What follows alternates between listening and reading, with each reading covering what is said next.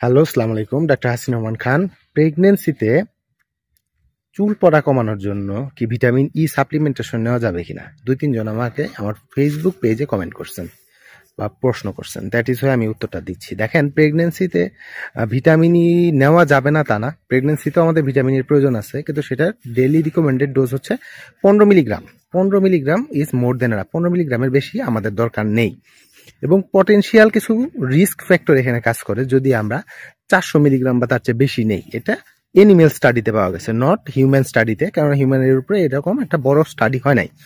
কি potential risk factor গুলা কাজ করে সেটা হচ্ছে premature rupture of the membrane হতে পারে। অর্থাৎ হচ্ছে বাচ্চার মাঝ পেটে যে থাকে একটা মেমব্রেন দ্বারা আবদ্ধ থাকে, সেই পর্দাটা আগে ছিঁড়ে পানি বের হয়ে যেতে পারে। সেক্ষেত্রে যে আমরা বলি যে পানি ভেঙে গেছে, পানি ভেঙে দেখা যায় আগেই ডেলিভারি হতে পারে, এবং সেটা বাচ্চার জন্য ভালো না।